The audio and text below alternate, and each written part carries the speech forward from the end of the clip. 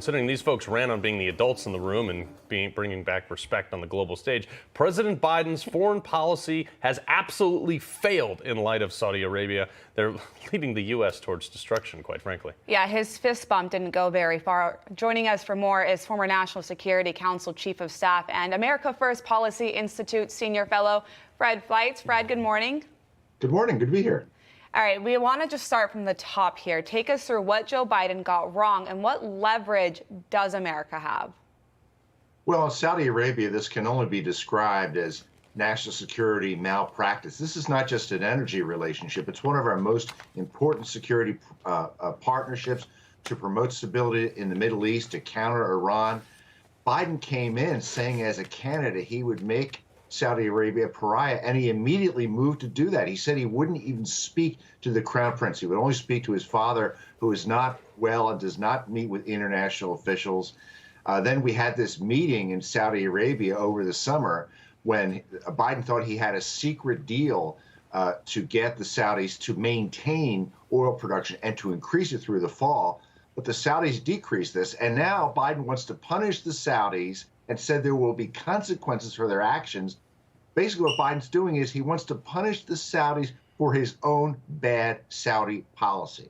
Yeah. I mean, it sounds about right. It's just that the irony of the whole thing is he was like, I'm going to cut oil production in America to spawn the green energy, but Saudi Arabia, you better not cut oil production because that would be bad. I mean, And then they did. 2 million barrels. This is like a lack of global diplomacy. It only pushes the Saudis closer to China and Russia. How worrisome is this, considering Russia's a major oil producer also, and it could form a basic oil cartel against us? You know, it's a real concern, and it's interesting that Vladimir Putin's foreign minister rushed to Saudi Arabia in March of 2021 to take advantage of Biden's mistakes. The Russians have signed two arms deals with the Saudis since Biden came into office. And I thought what was really stunning is that Saudi Arabia now has an agreement with China to price some of its oil that it sells to Saudi Arabia in Chinese currency, so the Chinese can get around American sanctions. Right. I mean, the Chinese and Russians there's still differences they have with the Saudis because of Iran, but they see an opening here. Well, let's talk about that currency thing real quick before we get to the nuclear missile tests.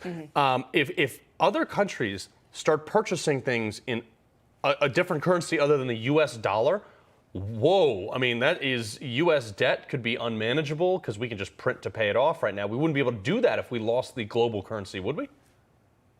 That's right. The U.S. dollar is currently the world's reserve currency. Most transactions are based on the dollar, not all of them. China and Russia desperately wants to change the situation. It gives us an enormous amount of influence on the world scene, and it has a lot to do with American debt.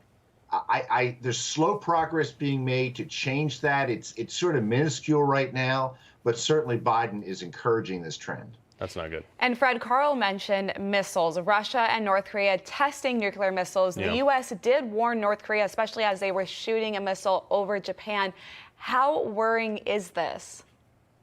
Well, the Russian missile launch, the Russians are always launching missiles. It's not a great thing. Right. Our relations with North Korea are in free fall. They have tested 50 missiles this year, the most ever in a single year.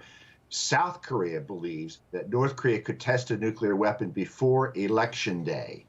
That's 8 days. Inherited a relationship with North Korea that was stable, but the number of missiles, the preparations for a nuclear test, the situation is getting worse and worse. Well, and we know, obviously, Russia's nuclear power, but how much do we worry, considering everything's in free fall with the relationship with Biden and the rest of the world?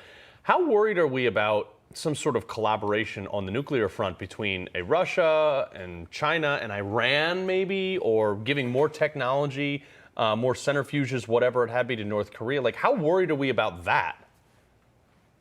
I don't think Russia or China want North Korea to test nuclear weapons. I mean, they like North Korea causing problems for the United States, but they don't want to see North Koreans setting off nuclear weapons. I know there's some experts who believe otherwise. I'm writing a book on this. I think they encouraged the North Koreans to a certain point. North Korea's last nuclear test in 2017 may have been a hydrogen bomb, and the Chinese were worried it would leak radiation that would drift into China. Right. But right now, I don't think the Chinese or Russians are discouraging North Korea from doing what it's doing because American relations with China and Russia are so bad. Well, it also provides a distraction for the United States when we're talking about North Korea and not focusing so much on China or Russia. Fred, what is the chance that China steps into a larger leadership role in the world stage? That's certainly what China is trying to do. It sees an opportunity here. It's trying to strike relationships around the world, and Saudi Arabia is one of them. Saudi Arabia is a major recipient of Belt and Road funds from China and is going to set itself up as a hub for Chinese businesses in Africa, Asia, and Europe.